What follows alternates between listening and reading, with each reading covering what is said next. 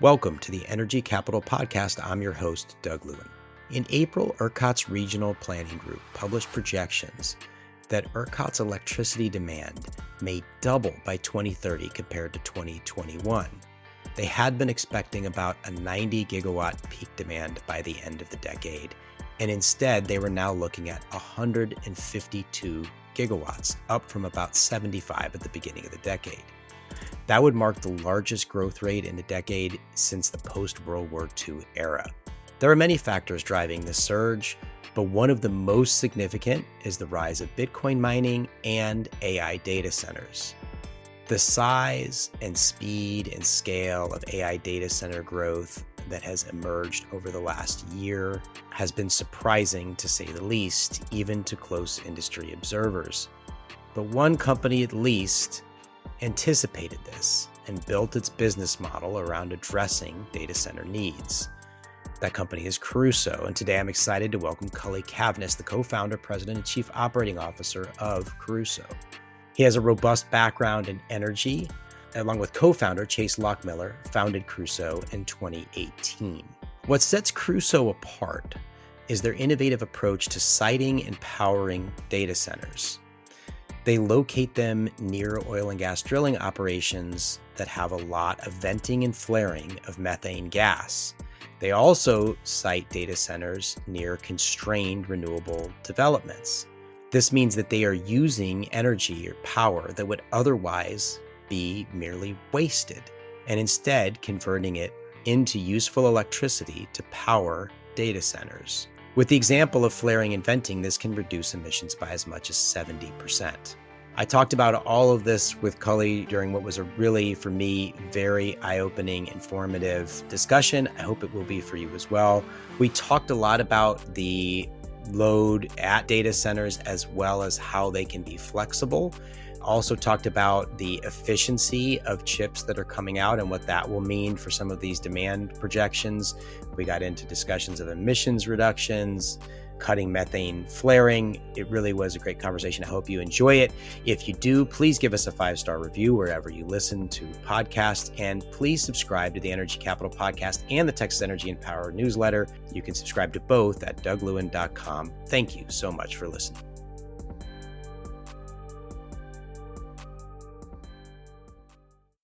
Cully Cavness, welcome to the Energy Capital Podcast. Thank you so much for having me.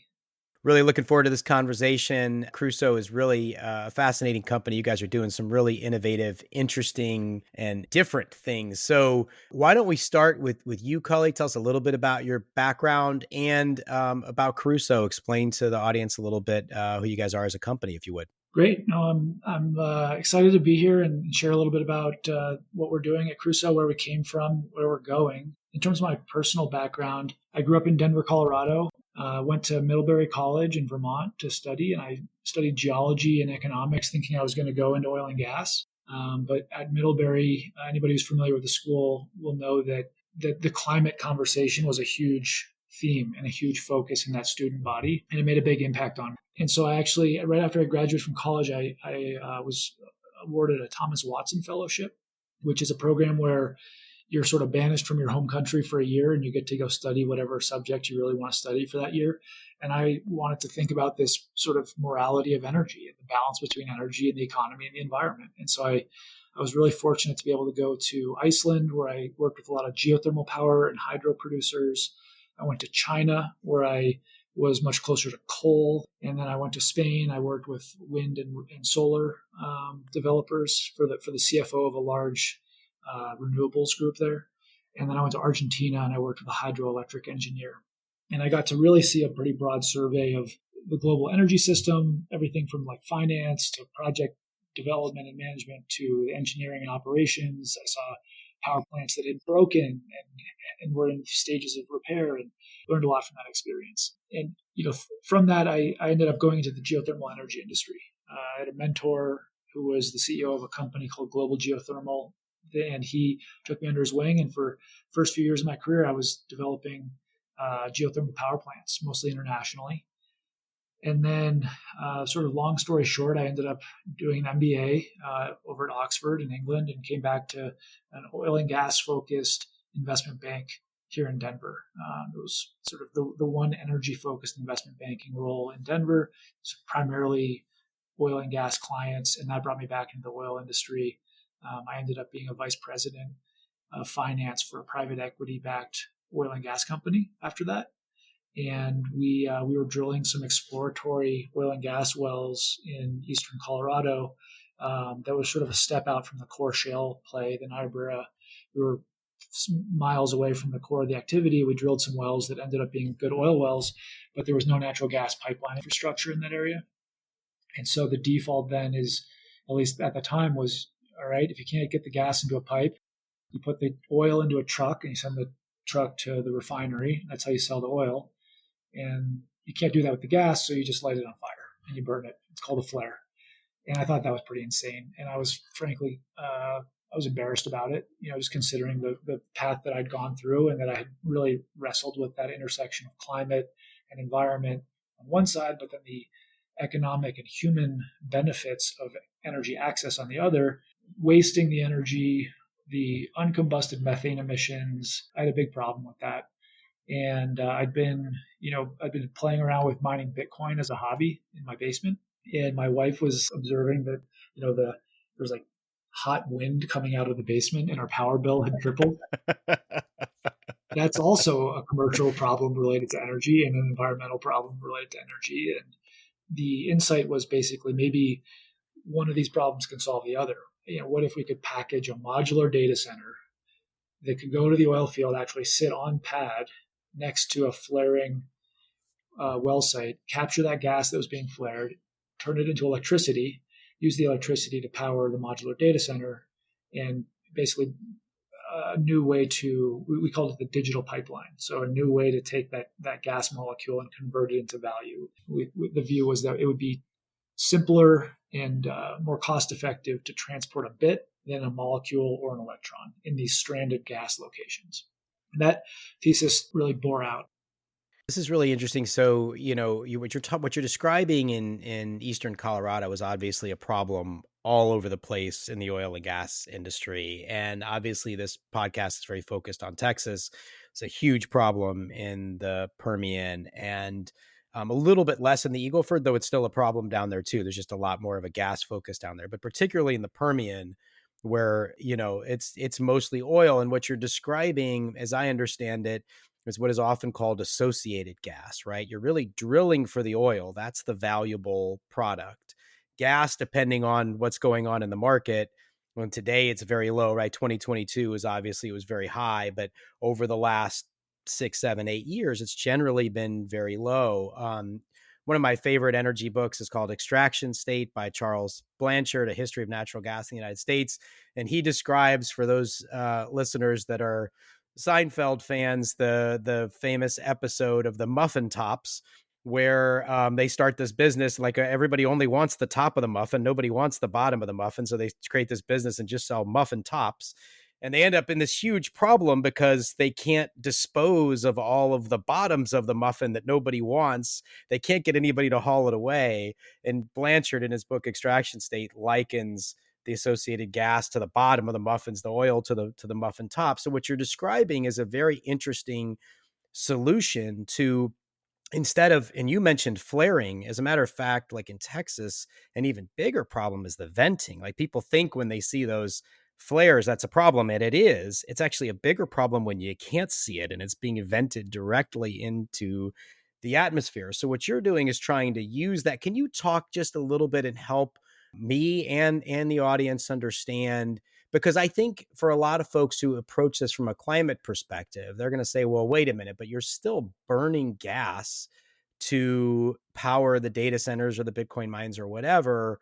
That's still contributing emissions. But what is the difference? And you don't have to get into great gory detail, but rough order of magnitudes, a difference in the emissions. How much are you reducing emissions by actually using that gas for power rather than flaring or venting it? Yeah, some great questions on the emissions reduction piece. So, if we just compare to status quo, there's a big ball of fire, it's a flare situation, and we come in and we deploy what we call digital flare mitigation. That's what we call our technology, and we reduce that flaring volume. The important thing to know is that flares don't fully burn methane. And there have been a lot of studies on this over the years that have shown that probably 8 or 9% of the methane is escaping to the atmosphere uncombusted from that flare. And it can vary. I mean, it can be as much as half in a really bad, poorly run flare, and it can be, much more efficient, but that's sort of like a reasonable average to think about. And methane is 82 times as potent as CO2 over a 20-year time frame. So when we talk about mid-century 2050 kind of climate goals, there's an 82 multiplier to take into account there. And our generators get 99.9% combustion of the methane. So dropping that basically to zero, it's absolutely true. We're still emitting CO2 from converting the gas through the combustion process. But by eliminating the methane, it's reducing about 2/3 to 70% of the CO2 equivalent emissions compared to status quo flaring. The other way to think about that is that of all the gas that does get burned into CO2 by the flare, the remaining residual methane is 3/4 of the total CO2 equivalent impact of the flare. And so by dealing with that, you're dealing with like the majority of the CO2 equivalent problem, for especially for those nearer term climate goals, which I really do think about a lot, because I think the crux of these climate goals isn't really actually about where do we get to from a parts per million perspective ultimately, like what's the right level in the atmosphere. Often there's a focus on it. We can't go beyond 450 ppm, or there was an organization called 350.org that said we shouldn't go beyond 350. The bigger issue, I believe, from a biodiversity standpoint, is actually the speed at which you get there, because species just can't adapt fast enough to accommodate some of these faster pathways. And methane is kind of the key culprit in that acceleration and that speed side. So getting it from methane to CO2, it sort of buys time. I call it extending the climate runway, and it gives it literally a couple more decades for species to adapt. And you're moving from a semi-arid environment habitat to a arid habitat. Well, if that happens over the span of 10 years, you might go extinct. If it happens over the span of 100 years, there's a potential for a little bit more adaptation or migration for the species to be stressed but not extinct. And so speed really does matter in that context, which is why methane is kind of like the low-hanging fruit that makes a lot of sense to go for first. It's also something that we can do that's economic. So it turns out there's a virtuous cycle of this does make sense economically. We can provide basically a free solution for flaring that mitigates the methane, provides us with access to a low-cost energy source that was previously being wasted and valued almost at zero. And there's an economic incentive to do more of that. So today we've deployed more than 200 megawatts of that across 7 states, including your state in Texas. I was just in Midland and Hobbs, New Mexico earlier this week. And we've got kind of our fastest growing area of operations is down there in the Permian, where there is a big flaring challenge, but hopefully we've got a solution that's going to make a dent in that really quickly. I'd also just point out that we're also moving into a lot of renewables based projects as well. So we can talk about that later. And there are other forms of stranded energy that are on the other end of the energy transition, where there's an inefficiency that needs to be dealt with, and computing in a very interesting way can be the solution there as well. So let's talk about that. But before we do, just really quickly I think this is really important on methane, because I agree with you. The speed at which the climate impacts hit us, our species and other species, and affect biodiversity and all that matters. I think the other piece of that, Cully, too, is that if you can reduce the most potent greenhouse gases, which methane is certainly in that group, CFCs and things like that go in there too. You're also then buying time for technological improvements to come along, right? I mean, and I'm I don't want to, I'm anticipating the criticism I'll get, and it's legitimate criticism. I'm not representing some kind of techno optimist like view of this, that like, oh, technology is going to save us. We've got a lot of things we got to do right, but one wedge of the pie is technology. And we have seen tremendous technological advancements in the energy and climate space. Just where we are right now with solar and storage, it would have been very hard to even 10 years ago imagine the kinds of price declines that we've seen. Some people imagined it, but not many. So I think that that's part of it too, is you've really got to address that most potent piece. And so anything we can do on methane just kind of has an outsized impact. So let's do talk about renewables, because there's sort of an interesting kind of corollary here, almost like the associated gas part of renewables, or the bottom of the muffin, if you will, in that you have times, and they're becoming quite common now, particularly in Texas. I'm not as familiar as with other markets how much we're seeing this, but in Texas, the amount of curtailment and congestion that we see on the system is very, very large and rising very fast, as we're not able to keep up with the transmission needs as generation is coming into the market. And so you end up with a lot of times where the renewable energy that is produced is not able to reach any place where it's actually used. So they're literally just curtailing, just shutting down wind or solar power. And it's not just wind or solar. There's actually other kinds of power that can get congested, caught behind a congested node, and just not able to be used. So if I understand what you guys are doing, similarly, what you're doing with the flares, where you're putting a data center next to it, and capturing that flare and making a power plant, you can kind of do the same thing near congested nodes where you have a lot of renewable production, and actually reduce energy waste and actually use that at the data center. Is that correct? And either correct me if I got something wrong, and then maybe give us some more context and details around how that works. Yeah, that's right. So I mentioned we called that first business model DFM, digital flare mitigation. And the second model we call DRO, digital renewables optimization, meaning you can bring a data center into one of these congested nodes, especially if it's like really saturated with wind power, where you have this intermittency effect. You can have 20 to 30% of the hours of a year in some nodes, in Texas is a good example, that are negatively priced. So that has like a number of interesting knock-on results. One is that older wind farms that don't have the production tax credit, let's back up and say, how is something negatively priced? How is there actually a negative price on the grid? What's happening there is there's so much wind power that the grid can't accept it all. Either there's a transmission constraint, or there just simply isn't demand at the end of the lines. And so people are effectively having to pay transmission and distribution fees and receive zero revenue because there's no bid for that power. And so you're getting like an all-in price that's actually a negative price. And you can do that if you get a rebate from the federal government in the form of the production tax credit. So you could sell for negative 1 penny. If you get 2.5 pennies from the federal government, your net price is actually positive 1.5. Those production tax credits expire after about 10 years. If you're an older wind farm, you don't get that anymore. So when the price on the node goes negative, you actually just have to stop producing wind power, which is like the worst outcome from a energy transition perspective. You literally could be producing more renewable power, but for an economic constraint reason, it's just actually being shut off. Even for newer wind farms that are still receiving the production tax credit, this is obviously like a very frustrating problem. And it's like a breakdown in the supply and demand connection in the market.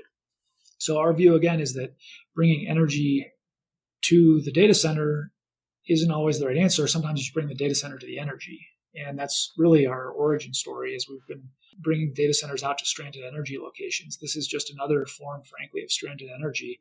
They're also hard places to operate. They're not your traditional data center markets like in Virginia and around Dallas and the Pacific Northwest. This is, to again use the Texas example, this is rough West Texas kind of desert territory without a lot of the existing infrastructure.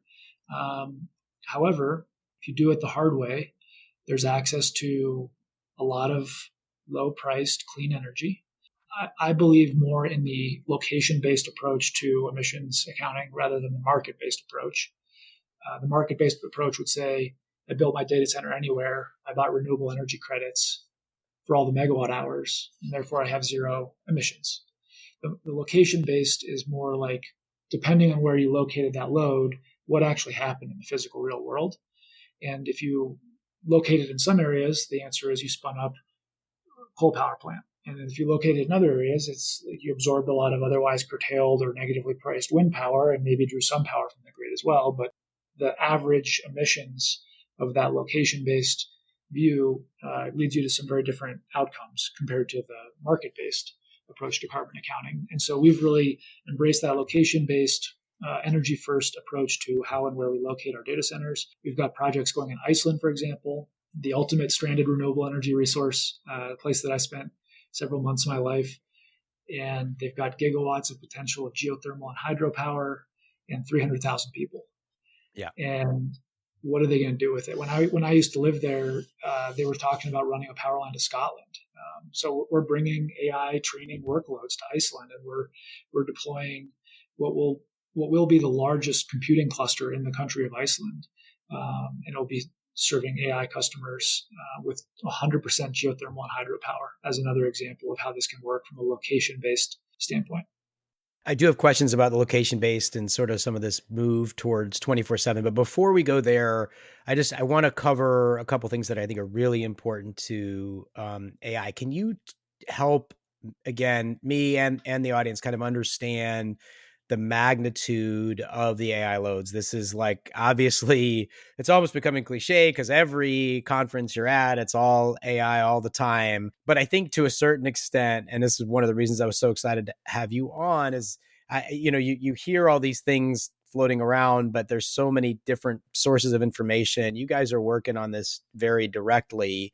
Can you talk a little bit about just sort of like what size of data centers you're seeing? And we'll put a link in the show notes. There's a pretty good report a couple of weeks ago by Goldman Sachs, and they talked about 160% increase in data center power demand. I think it's very important when you're thinking about that, to your point about location. That's not going to be 160% increase everywhere, right? It's going to be concentrated in areas where, like Virginia, that's this well-known kind of data center hub. Iceland, you were just talking about. But Texas, I think, will be one of those places too, because of the energy abundance and the general ability to get low-cost power, which isn't super easy, but it looks like you guys have a big part of the solution to sort of make that happen. But anyway, talk a little bit about the size of these data center loads and what that means for an energy system. You could talk about it in different places, but in Texas, our peak so far is somewhere around 85,000 megawatts, a little higher. Anyway, yeah, talk a little bit about the size of the load, if you would. I think maybe again, zooming back, like where's the load coming from? It's interesting to just think about physically what's happening in these these AI data centers compared to a traditional data center. So traditionally, a data center, you go inside, there are racks and racks of servers. And those racks traditionally were like 7 kilowatt racks. That was a very standard, maybe 14 kilowatt racks. Those were kind of standard power densities. And the current kind of leading edge GPUs coming out of NVIDIA, for example, are really optimal around a 50 to even 100 kilowatt rack. And there are prototypes that are not far off that are being demonstrated at conferences that are hundreds, approaching a megawatt in like a rack. And it's this incredible density of electrical and thermal like cooling capability. So literally liquid cooling to every single chip on the server. There's an in and an out of cold water and hot water going to every single chip on the server. It's allowing them to just compress more and more computing power into smaller footprint. There's that going on. And then there's this insight, which is that the more GPUs can be networked together on the same cluster, the more performant that cluster will be at training, for example, a large language model. And there's a physical constraint element to that. So you actually have like fiber distances that have to be considered. Is how far away can the farthest GPU on the cluster be away from the center of the cluster? And that leads you to wanting to have these really dense configurations of lots of computers close together so they can all be networked together on the high performance networking. And when you play that out, what that's meaning is that what used to be a big data center was like a 5 megawatt data center, and then a 10 and a 20 megawatt data center. These were kind of beyond belief huge, even just a decade or two ago. Now it's sort of looking like we're going towards 100 megawatt data centers that have 100,000 GPUs all networked together in a single cluster. And perhaps that's even going to be small in the not too distant future. We might go to hundreds of megawatts and campuses that are going to be gigawatts. And there's this arms race of who can train the best models and who can operate the best inference off of that model. And it seems right now that the size is going to matter, and it's leading to a real kind of land grab around access to megawatts, access to digital infrastructure. And our view is that it's really important how and where we kind of locate those megawatts on the grid and potentially even off grid. And so that's really where we take that energy first approach to development and construction and operation of data centers. We've got a piece of our business which is building the data centers, the 100 megawatt scale. We have our own design, which we think is really an optimized design around heating, cooling, those physical constraints and distances within the data center. And those can be essentially offered and leased to larger technology companies for them to host their own GPUs in there, do their own workloads. We also have our own GPU cloud product called Crusoe Cloud, where we put our own computers in there. We rent them out by the hour, by the 3-year contract. We have different models, but we actually are the cloud provider within the infrastructure as well in some cases. And we have kind of two different ways to then basically take those megawatts to market. But it all starts with energy first locations that we can develop into that data center. Thank you for that. And so just to put that in perspective for some folks that may not be as in the weeds on power as others, when you talk about the old racks used to be 7 or 14 kW, a home on an average day might be using 2 or 3 kW, an average size home, a couple thousand square feet or something like that. On a really hot day, it might be 5, 6, 7. So one rack would have been equal to like one home on a very hot day. I'm speaking in generalities. Obviously, it matters how much insulation and what kind of HVAC and what you're doing inside your house. If you're running multiple hair dryers or something at once, it might be different. But these NVIDIA racks you're talking about now, you're getting up to 50 to 100 kW. So right now you're talking about something like 10 to 20 homes. And when you talk about a data center that's 100 megawatts and even clustered, and actually one of the previous podcasts was with ERCOT CEO Pablo Vegas, and he talked about how we're seeing 500 megawatt. I believe the numbers he said were 500 megawatts, 700 megawatts popping up on the grid like all at once. So that's probably what you're describing as one of these campuses or clusters. Now you're talking about like small cities. It's like a small city popping up on the grid, potentially in the space of 6 to 12 months, give or take. About right? I think your order of magnitude's right. I mean, I used to think about a house as 1 kW. That was always the unit that I had in my mind. Yeah, not in Texas, where everything's bigger down here. Yeah. Yes, I mean, roughly that's right. I mean, these are huge sources of power demand. Yep. When they come online at this kind of scale. And so can you talk a little bit about the flexibility of that demand? So this is becoming a bigger and bigger issue in Texas. ERCOT has established a large flexible load task force, which spends a lot of time, has spent a lot of time thinking about Bitcoin, but is going to more and more need to be thinking about these AI data centers. And I've heard a lot of different things. There's no flexibility at all. There's a lot of flexibility. I've heard everything in between. Can you just kind of share your perspective on how much these can be flexible and if flexibility can be built into the design? You mentioned you guys are designing some for heating and cooling. Are you thinking about building flexibility in?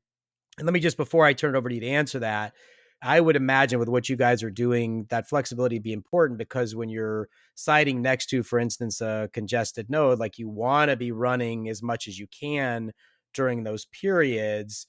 But then when it's not congested and power prices are getting really high on the grid and there's actually not enough power, and maybe you could move that wind or solar rather than using it at the data center, you could move it onto the lines and let it flow to Dallas or Houston or whatever, and the prices are higher, then you would want to use less there. So maybe you do that through changing around how much cooling is going on, or you site batteries there. Or if it's a large language model, maybe you're batching functions and not running them 8,760 hours, which is the number of hours there are in a year, but maybe 8,500, and even not needing power for even a couple hundred hours would make a huge difference. So can you talk a little bit about what flexibility there is or is not with AI data centers? Yeah, I think it comes back to the customers that are using the servers. And right now, I think a lot of the market is still stuck in an old mental model of data centers need to be tier 4, meaning 99.999% uptime, reliability. And it seems to me that many of the incumbents still have that perspective as it relates to this new wave of AI data centers. It's not clear to me that all the use cases of AI computing require that kind of uptime. And I think that you actually had an insight, which I've been thinking about a lot, which is this batching idea. So you can checkpoint these models, meaning if the power goes out in a worst case scenario, you don't have to restart training the whole model. It kind of fails back to your last point that you saved the model. It's like if you're playing Mario and Bowser kills you, you get to start back at the beginning of the level. You don't have to go all the way back to the beginning of the game. And that's important, right? Because that means that, okay, maybe you would tolerate a certain amount of outage and it becomes an economic decision. If I can offer you a much lower price point per hour of training on average throughout the course of the year, provided that I can interrupt your workload 1% of the time or 10% of the time or something, is that a trade that you're willing to make? I believe that for some percentage of the customers, that will be a trade that they're ultimately able to make. The market hasn't really moved there yet. I think some of the kind of frontier folks are starting to realize that. And we would really advocate for that because that would allow for more of the demand response feature that, for example, in Texas is such a big deal. In your deregulated market, you've got this really kind of beautiful, again, market-based, incentive-driven system to provide flexibility back to the grid. And when it gets really hot and everybody's AC is on, you can get paid to turn off if you're able to. And we need that economic signal to flow through to the customers that are doing the training workloads. I would say there's going to be a difference between training and inference. So broadly in this AI computing world, there's these two categories.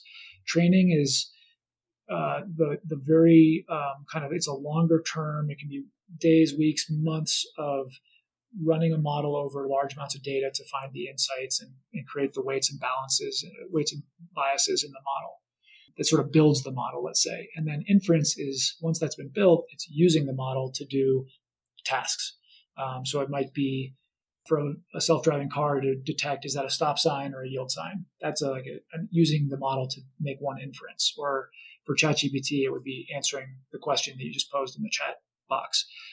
That's an inference. And clearly that is you need to be up and available to provide that service. Can these be federated across multiple data centers? So one can be offline at any given time as long as another one is online. I think these are really interesting questions. And it's just a totally new approach to the digital infrastructure and the kind of interaction of digital infrastructure and the energy infrastructure. We need to get a lot more sophisticated on that. That's what I'm really excited about at Crusoe is we have a team that's a hybrid of energy professionals from grids and utilities, from upstream oil and gas producers, from renewables developers. And we have a team of really seasoned executives who have built and operated data centers and cloud products. And, we are sort of merging those two disciplines in a pretty special way that we're going to try to find and use these kind of insights of how digital infrastructure can and should interact with energy infrastructure.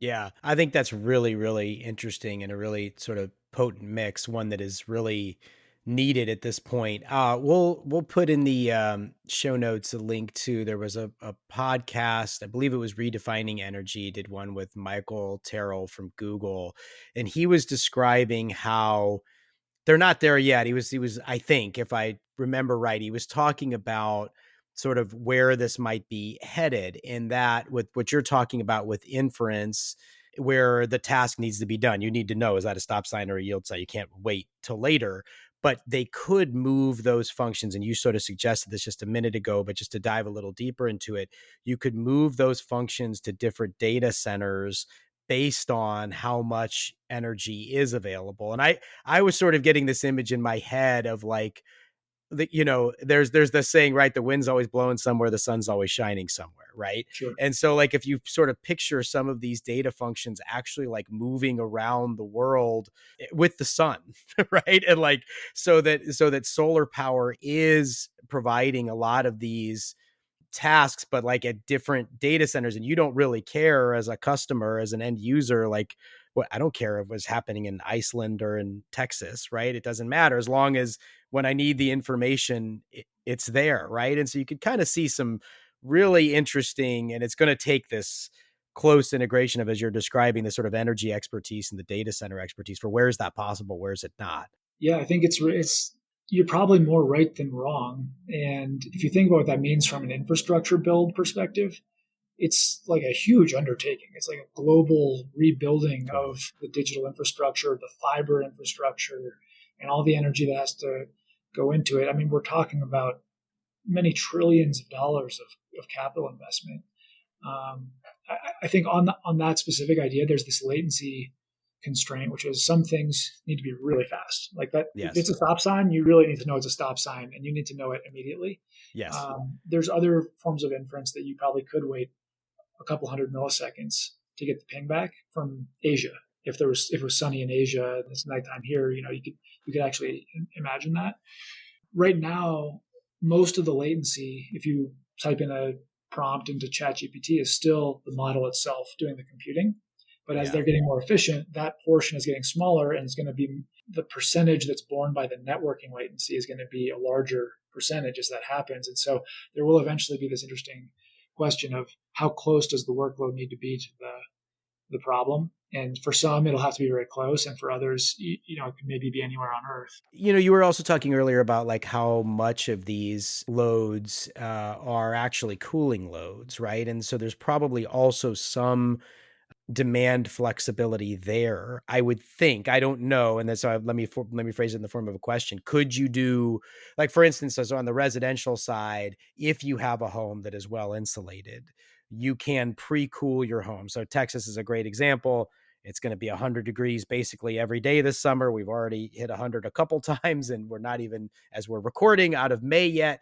But you have all these days that are 100 degrees, tons of solar power, pretty low prices at 2:00 and 3:00 in the afternoon. It's really not an issue. The issue on the grid, the tightness, is going to be 7, 8, 9 o'clock as the sun is going down. So you Right. pre-cool the home, you use less in those evening hours. Is there the ability to do some of that at data centers too, where you're actually making it a little colder, or does it have to be like, it's got to be at this temperature and it can't vary? It's more of a run rate kind of problem. I mean, you've got just 100 megawatts of heat being produced 24/7, and that has to be evacuated on a very continuous basis. There's a little bit of thermal inertia if you were to pre-cool, but Not as much as with a home. never say never. I mean, maybe you get Yeah. a big reservoir of cool water and pre-chill some big thermal mass or something. But in your normal data center, it's less of an opportunity.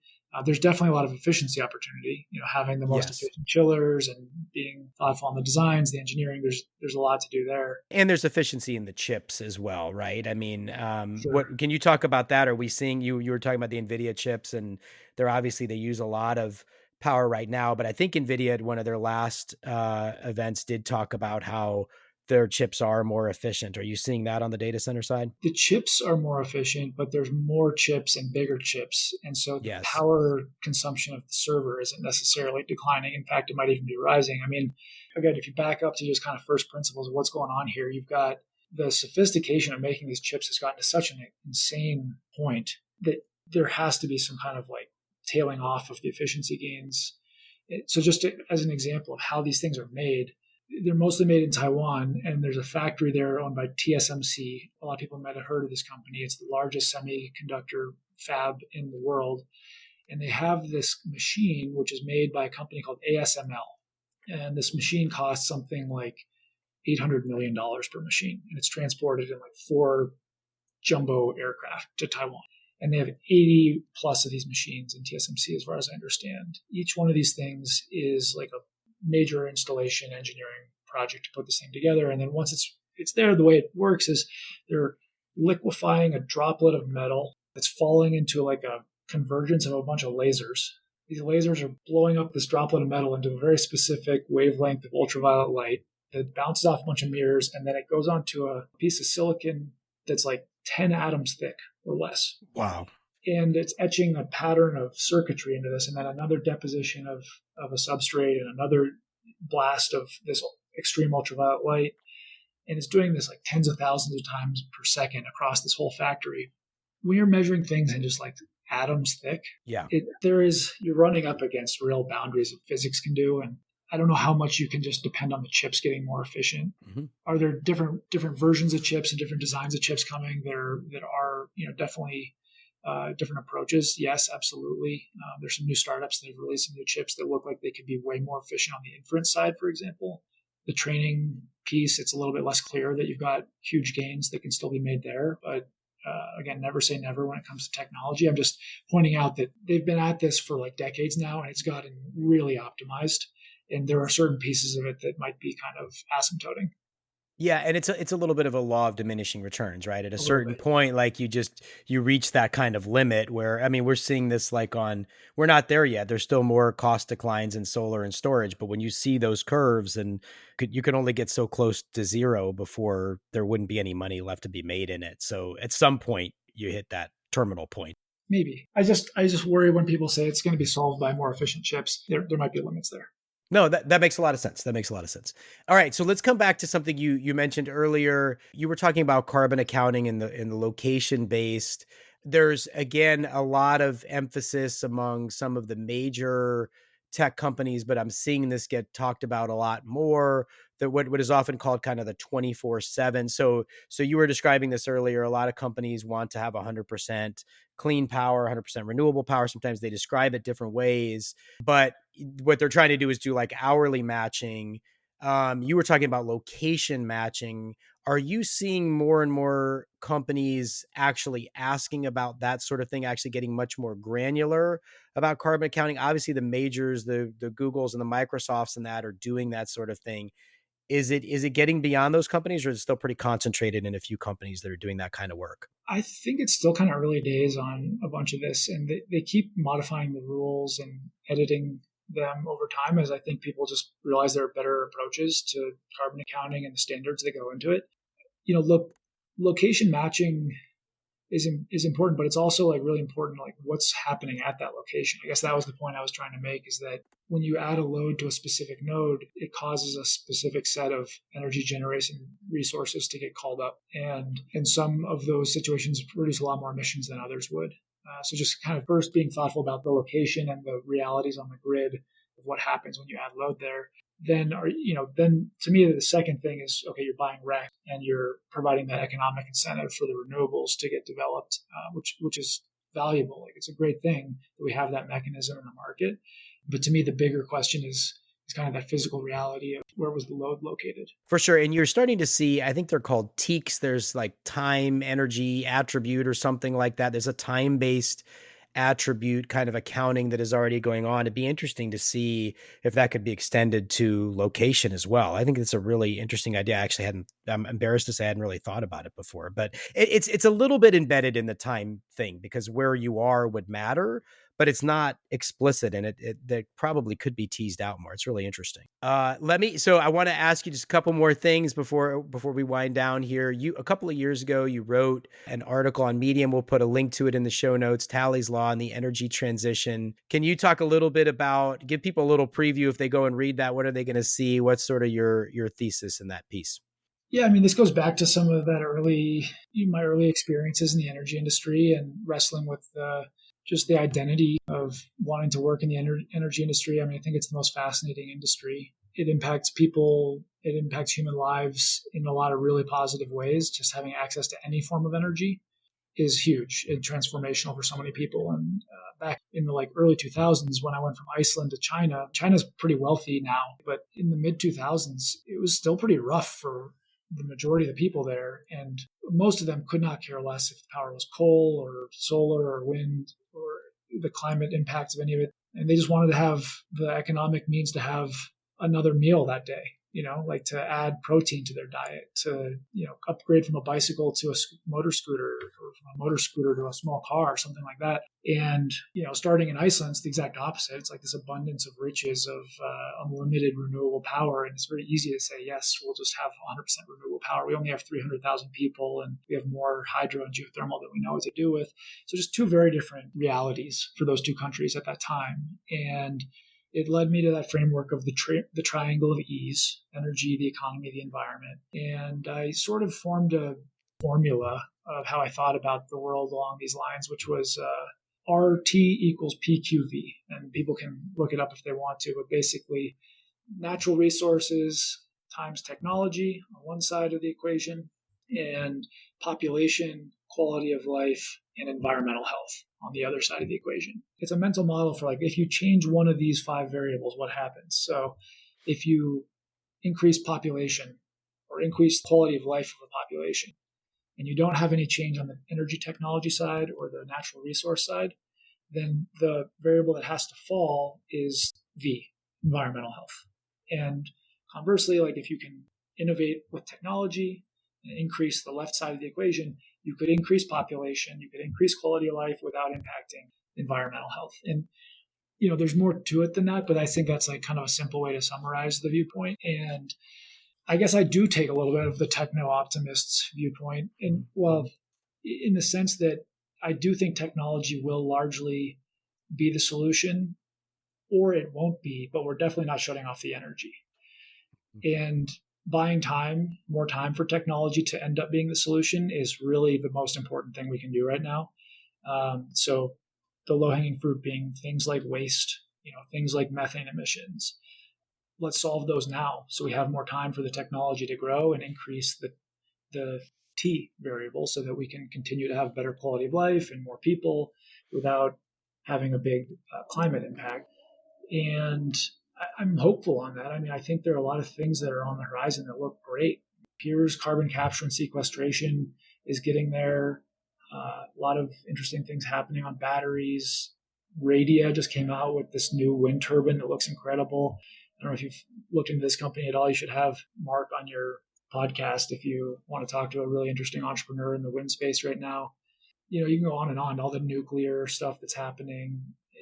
There's a bunch to be excited about, but it's clearly going to take a while for this to mature and to really scale up. So again, back to extending the climate runway, we got to stop emitting all this methane just needlessly. We got to stop wasting energy. Let's stop curtailing renewables. Let's tap into the latent stranded renewables where we can. If we can locate a load in Iceland versus in the eastern seaboard where it's going to be much more fossil oriented, maybe that's a good idea. So again, we're going to energy first, trying to be thoughtful about these things and extend the climate runway while still accommodating this wave of AI demand, which is clearly happening. So it's just sort of like, how can you influence it to be least impactful? Yeah, I mean, it's happening. And I think we're also going to see increasing demand for all sorts of different things, including, quality of life, right? There's still, like you're talking about China 15, 20 years ago, there's still 1 billion people in the world that don't have access to electricity, and they need to get it. That's just wrong. We've got to figure out ways. So I that formula you just described, I think is really, really interesting. I'll tell you, I mean, I think we're all right. We're all creatures of our experiences, and we have obviously, as any two people have had different experiences. I do think technology will play a big role in it, but I think there's this kind of interplay happening all the time between technology and markets and policy. Right. And so if you're in a place where like you could have the greatest technology, but if the policymakers set up a system where they're favoring other technologies or just not allowing market entry, right? And there's this interplay between those things because you can only hold back the water, if you will, right? Hold back the deluge so long, and a technology will kind of, like water flowing, right, will find its way to get in, even where policy's trying to keep things out. But policy can really slow down, or to put it more positively, policy can really enable markets to bring technologies in really quickly. Anyway, I just that while technology will have a big role, I do think there's always going to be this interplay, and depending, I don't know if you have any thoughts on that, any place in particular that you're operating where you see like policy stands in the way or makes things easier.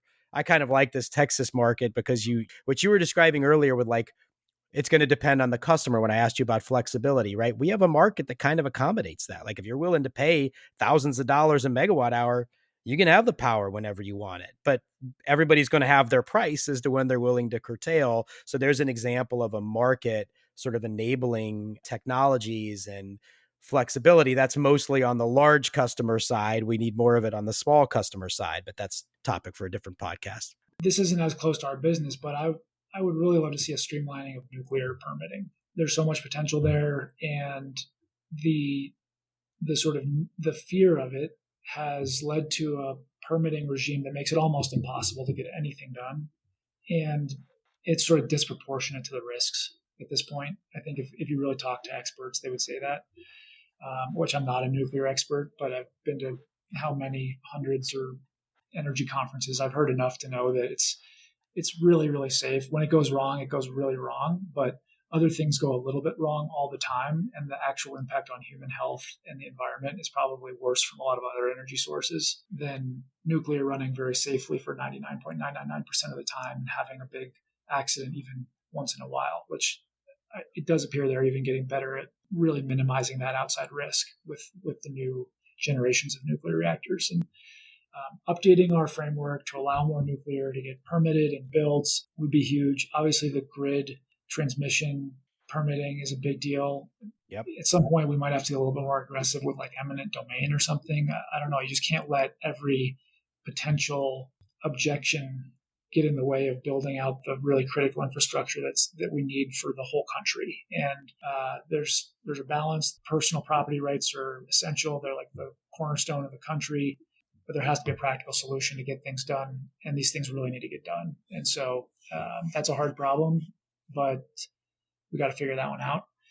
And I think, yeah, the Texas grid is a good example. I mean, you guys get a bad rap with some of the outages from some of the winter storms recently sometimes, but I would say by and large, it is viewed as the epicenter of entrepreneurship and like dynamic business models in the power industry because of the way it's been deregulated. And I think ERCOT's being pretty thoughtful. It's like they're still regulating and controlling the really bad edge cases, right? So there are like caps to power pricing. There are kind of like curtailment mechanisms to avoid the blackouts. That things are changing so fast. They're clearly not perfect yet, but they seem like they understand the problem and they're moving in the right direction really fast. But in the middle range, like the normal course of business stuff, just let the free market operate, and it'll tell you what kind of power resources and what kind of, do you need battery storage? Do you need peaker plants? Do you want more renewables?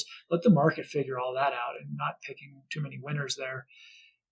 That seems great, and also kind of reducing the gatekeepers of the sort of the traditional grid players, the traditional utility players, letting all that kind of be a little bit more flexible so more participants can come in and find their niche. It just seems to be like it's on a really healthy track in Texas in general, despite some of the headlines, which, look, I wasn't there when the power went out, and I know a lot of people got hammered by that in really bad ways. And maybe though, in the ultimate grand view, it's like a price that was paid for making the grid a lot better in the long run and making it this kind of free market approach where a lot of really cool innovations can come in and make the grid much better 20 and 50 and 100 years from now. And I think for anybody listening that wants to like dive more into Winter Storm Uri, we'll put a link in the show notes to the very first podcast of the Energy Capital podcast we recorded, which was with former Commissioner Will McAdams. He was just a week or two out of the Public Utility Commission. We recorded it, and we talked there about what happened during Uri and how it really wasn't a quote unquote market failure. It wasn't like that was really we weren't yet regulating, and I would argue we're still not yet regulating natural gas supply to be winterized. Power plants weren't well enough winterized, and we hadn't weatherized homes and buildings, so demand was kind of off the charts. And that's something PUC continues to look at and may do more on the nuclear piece. And we're going to have this is going to be a lengthy show notes for this one. This is good. We've covered a lot of ground. We will put a link. There is an advanced nuclear working group at the Public Utility Commission. Governor Abbott put Commissioner Glatfelty in charge of that. I'm really intrigued by nuclear. I think, just today, the day we're recording, Secretary Granholm, obviously in the Biden administration, was at a ribbon cutting in Georgia for the new nuclear plants. And she said, we need 200 more. We got 2 here. We need 198 more. It's one of the few areas where I think Republicans and Democrats seem to really want to kind of both pursue a similar solution. And to your point about the dangers of nuclear versus other energy sources, we'll put a link to a great podcast Dave Roberts, the Volts podcast did with Jigar Shah, and comparing, for instance, the radiation of coal ash sitting around on coal sites compared to what's at a nuclear plant. It's far worse. What is just sitting around, like basically uncovered in these coal retention ponds. That's what I was sort of referencing. Yeah. I mean, there's this, people are afraid of crashing in an airplane much more than crashing in a car, right? Because the airplane crash, the mental model is so gruesome and Yes. horrible.